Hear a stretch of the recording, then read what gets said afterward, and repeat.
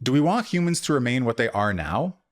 Or do we want them to become something so much better than themselves that it's difficult to continue to call them human?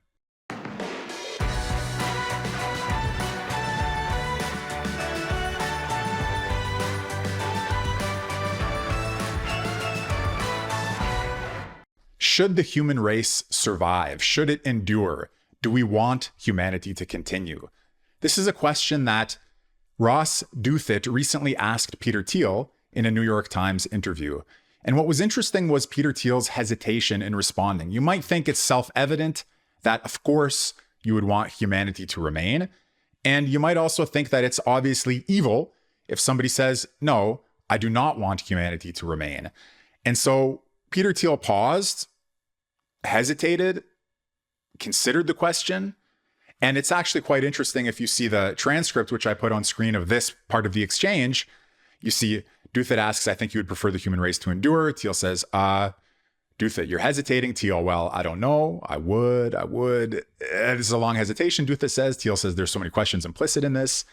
Finally, he replies that the human race should survive, but I think it's worth paying attention to why he hesitated. And really, here's the issue. So I want you to think about humanity as you know it, and transhumanism as you might imagine it. So not the fully elaborated political theory or philosophy of transhumanism, not its ideology and worldview, but just at a simple sort of level. So let's take the following view. You broke your leg and you need crutches. You go to the hospital, you got crutches. Now you're walking as your leg heals, you don't need the crutches, off you go. Now we ask the question, are crutches a transhuman technology? No, not really, right? They correct a natural defect, the damaged leg, and they do so to allow you to function normally. Okay, what about some sort of surgery? Because crutches is just like an external implement that you use for a minute while you are, I said sore leg or whatever the case is. Okay, you broke my wrist once, you get a cast. I'm sure you've all been there. Glasses. Are glasses a transhuman technology? No, because they just put my sight back to its natural functioning. Laser eye surgery. I know somebody who had it recently. Same sort of thing, right? He was practically blind in his eye. He got the laser eye surgery. Pretty miraculous technology. In his case, restored his vision. Call it 2020.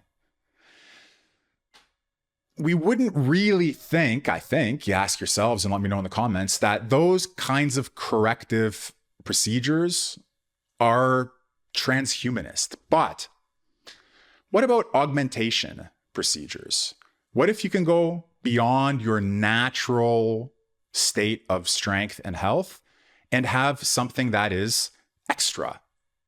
Now, you may have heard, I think it was Peter Thiel, among others, who invested in a kind of Olympic Games where drug use is not only permitted, but encouraged because they want to see what's the most that a human being can accomplish with augmentation, enhancement. So now you say, okay, is that transhuman? Forms of augmentation and enhancement? Is that just taking the human and really making him better? Like, you used to live, you sometimes hear this, right? Life expectancy was 30 years, 40 years, 50 years. Now it's 70 years, 80 years in the United States. I don't know exactly, but let's call it somewhere between 70 and 80. Was that transhuman to double the life expectancy? Women died in childbirth, now they don't. Is that transhuman? So you might think, okay, fine. We're just trying to give you a good, healthy, natural life. And in order to do that, there are all kinds of diseases that we have to protect against, and there are all kinds of limitations that we have to try to guard against and caution against. So at what point are you so interested in developing human potential, human augmentation, human enhancement, that it seems like you've crossed some sort of threshold? Now, what exactly is that threshold is hard to say, but some sort of threshold. And now you have a different kind of humanity, a super humanity, an evolved humanity. Joe Allen has a book called Dark Aeon. One of the students in my school recently wrote a long review of it. I'll put the link in the description in case you want to see it. Dark Aeon is a study of transhumanism. And I think it's from him, at least in my experience, it's from him, that you have this word legacy humans. legacy humans, the old version of humanity that did not go, sort of, you had a fork in the road. You had those humans who became augmented and enhanced, those humans who stayed human. They stayed legacy humans. So I think that Peter Thiel's hesitation around the nature of the human race remaining has to do with this question, because do we want humans to remain what they are now? Or do we want them to become something so much better than themselves that it's difficult to continue to call them human? Or at any rate, they're going to be so unlike what we're used to that you think maybe the words don't quite fit. So look, let me give you another example. This is something that's happening now. In other words, the technology is happening now. And the extrapolation, the visionary extrapolation, that's not fully realized yet, but it's implicit in the promise and the possibility of this new technology. And that is Elon Musk's Neuralink. Now, I'm learning more about Neuralink. I don't claim to be an expert at all, but if you've heard anything about it, you know that, for instance, it helps somebody who has no control of their body. Otherwise, let's say they can't use their arms, but they can use their mind once it's been implanted with Neuralink, or their brain, let's say, maybe to be more precise. Is it more precise or less precise to talk about the brain here?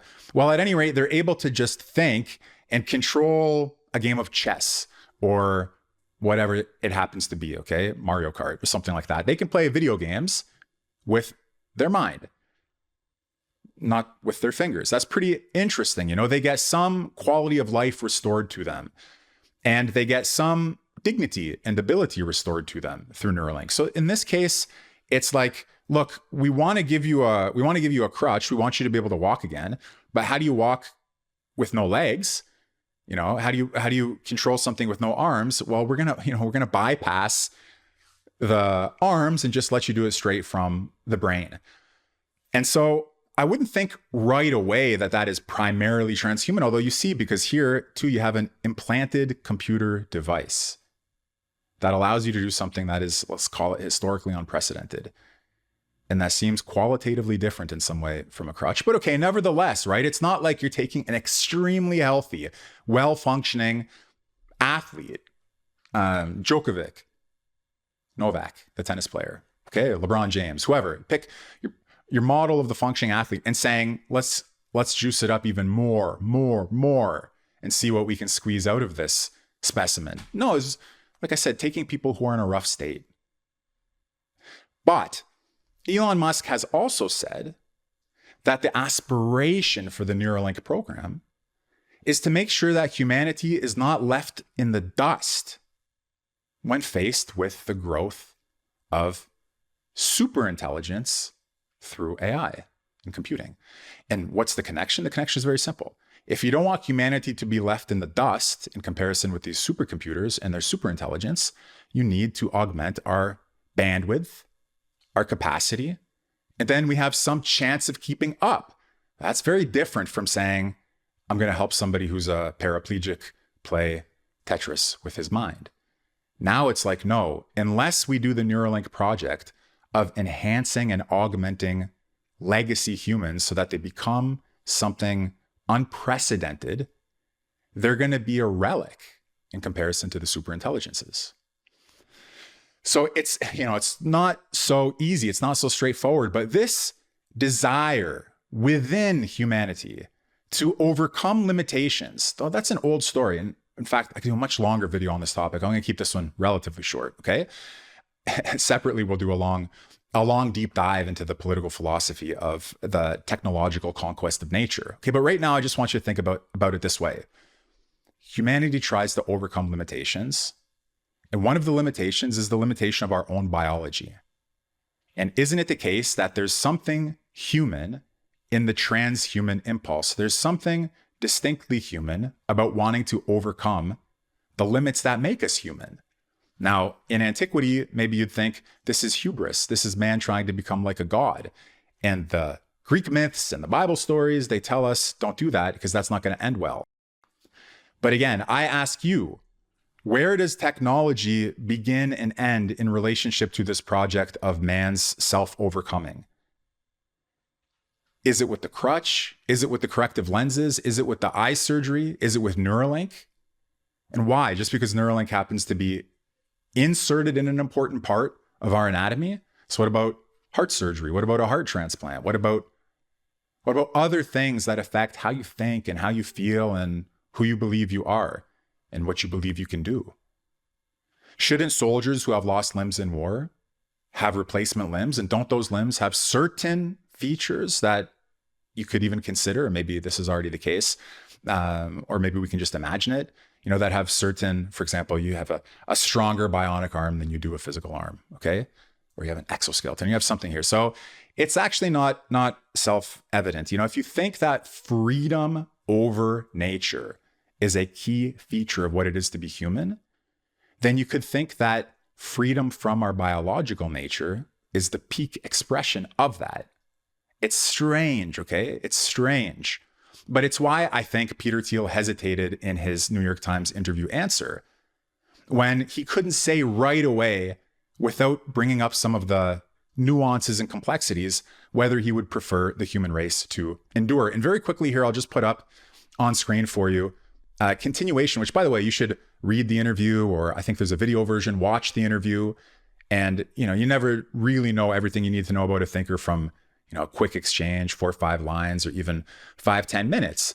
So Peter Thiel in particular, if you're interested in what he thinks, you should read his books and you should listen to his other interviews.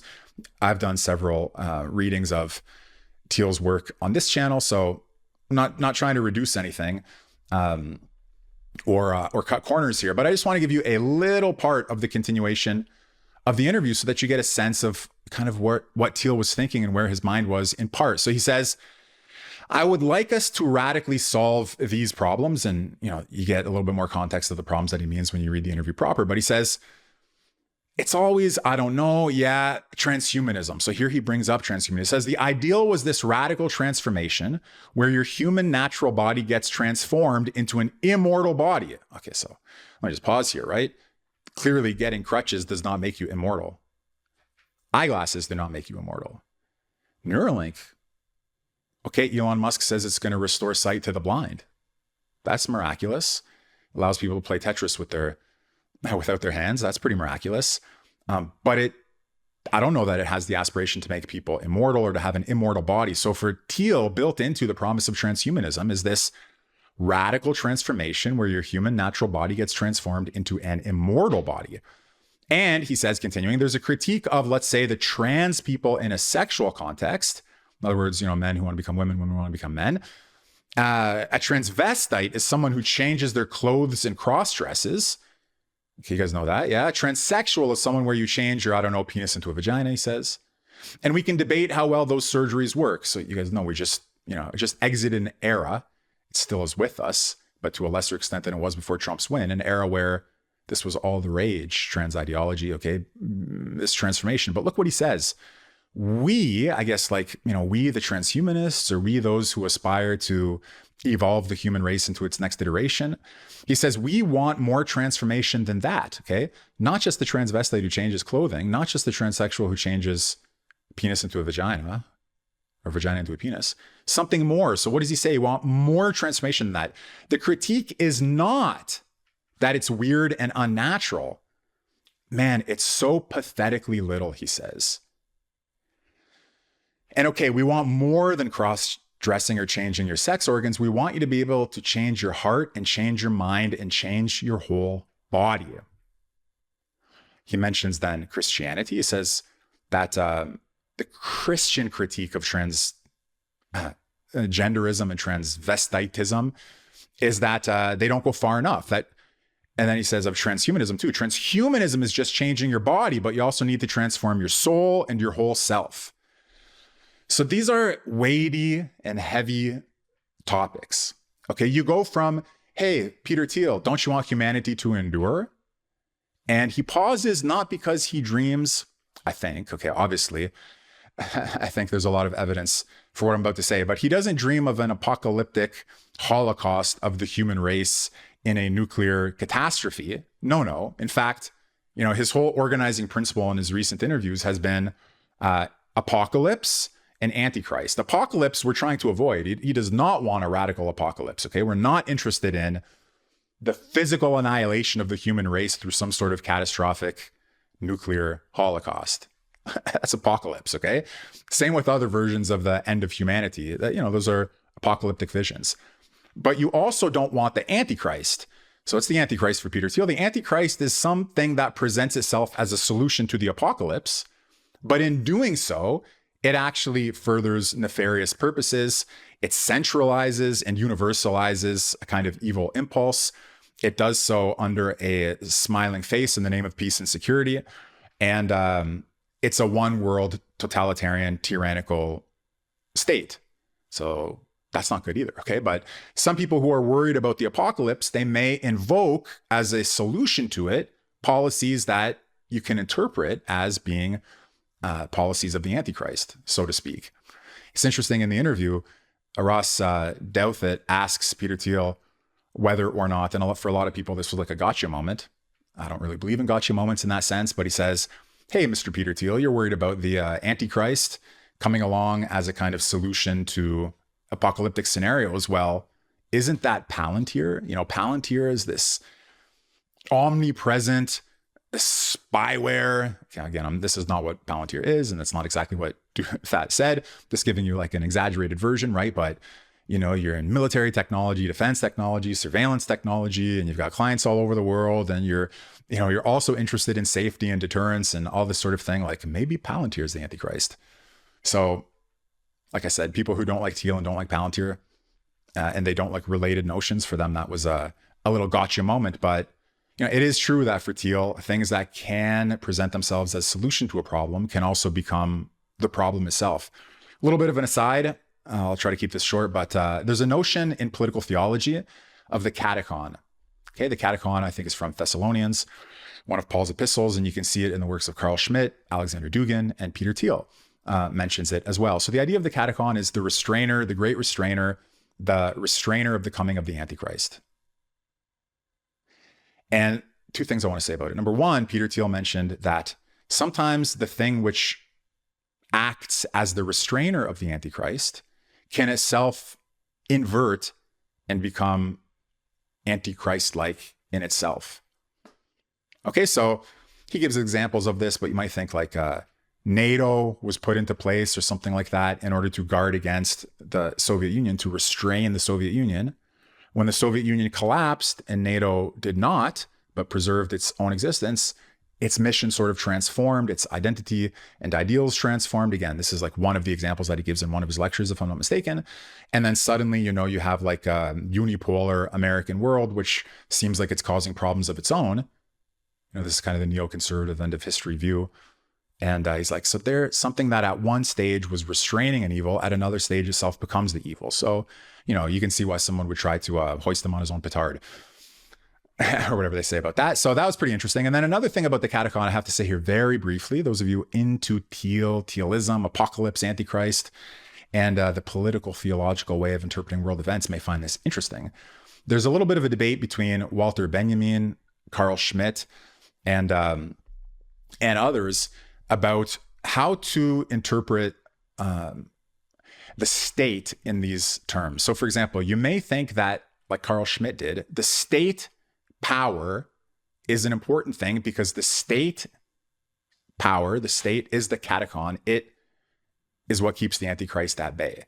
So because the state is a catechon, because the state keeps dissolution and chaos and globalism and global liberalism or global socialism and all this other stuff at bay, it has a positive accent, positive emphasis. We're going to call it the catechon and give it this sort of political theological interpretation.